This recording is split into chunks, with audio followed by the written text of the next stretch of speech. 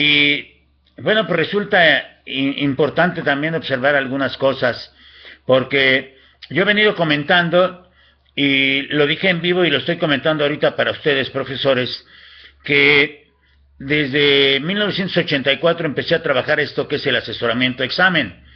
Y Ceneval aparece hasta 1999, es decir, 15 años después. Carrera magisterial aparece en 1992, empieza su primer examen y hasta la etapa 23. Entonces, hay una diferencia en cuanto a años y en cuanto a lo que he venido proponiendo sobre el asesoramiento examen y cómo lo podemos desarrollar. Todos los reactivos que les estamos entregando han sido elaborados por su servidor, ¿sí? Y en algunos casos, cuando se trata de hacer una compilación, pues también vamos a tener que decirles que es una compilación. Pero necesitamos hacer varias cosas. Tenemos reactivos desde diferentes líneas. Hemos trabajado mucho la parte de la psicología. Por ejemplo, entre los materiales que ustedes van a tener están aquellos que tienen que ver con el desarrollo del niño, con el conocimiento del estudiante. Y si nosotros fuéramos hacia los principios pedagógicos, encontraríamos el primer principio como colocar como centro del aprendizaje al estudiante. Y tenemos entonces dos conceptos centrales: aprendizaje y características del niño. Desde ahí podemos empezar a trabajar también el concepto propio del aprendizaje, pero este lo tendríamos que ver desde las corrientes de psicología.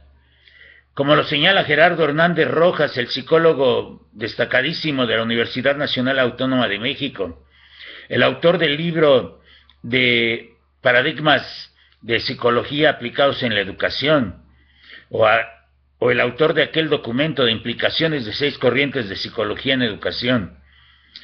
Y eso es muy importante observarlo, porque Gerardo Hernández Rojas nos va explicando parte a parte las categorías que tenemos que analizar, que tenemos que problematizar para poder entender las características del niño, sus procesos de aprendizaje y el concepto de aprendizaje como tal. Es como si habláramos de las competencias.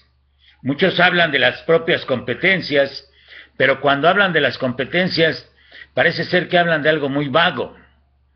Nosotros en la sesión en vivo empezamos a hablar del desarrollo de las capacidades con base en el artículo 3 y con base en la Ley General de Educación.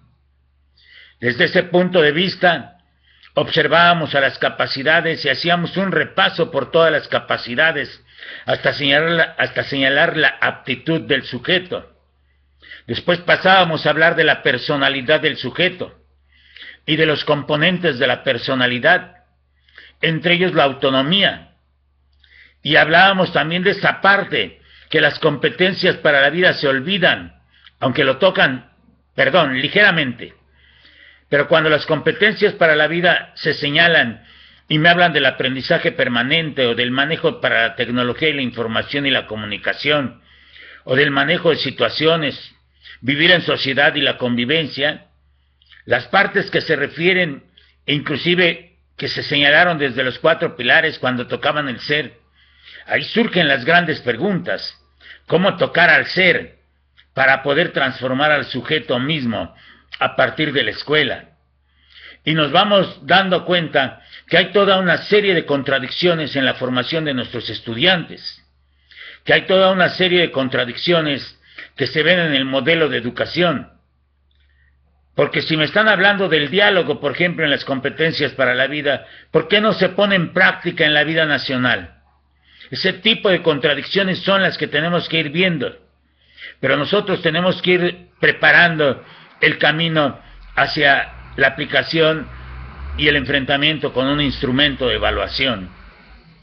Entonces, tenemos que vigilar muchas cosas y tenemos que revisar concepto de aprendizaje, características del niño, cómo se dan estas características, cómo se presentan, cómo se dan los procesos de aprendizaje, cómo se están manifestando, cómo se desarrollan las capacidades del sujeto, o cómo se manifiestan las necesidades básicas de aprendizaje, y cuáles son estas necesidades básicas de aprendizaje. Es decir, cuando se hablaba en las sesiones en vivo del concepto de la atención, Y decíamos, lo fundamental es primero elaborar un concepto. Si yo no sé a qué se refieren con un término, ¿cómo lo voy a crear en mi cerebro? ¿Cómo voy a poder crear esos conceptos de los que hablábamos en la sesión en vivo? Por eso, maestros, las sesiones son importantes.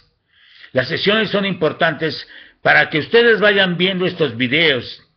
Estos videos no los estoy colocando para que los vean la mayoría de los contactos que yo tengo, o no los voy a colocar en otros grupos. Estos videos están directamente dirigidos a ustedes. Claro que quien entre a YouTube pues va a ver estos videos, pero no va a conocer el proceso. Eso es lo que hace diferente a una preparación. Cómo poder explicar un proceso y cómo poder explicar conceptualmente qué es lo que tenemos que hacer. Porque si dijimos que el que atiende aprende y que el que aprende conoce, ¿sí? Que el que conoce sabe, que el que sabe puede, que el que puede es capaz y que el que es capaz lo logra todo.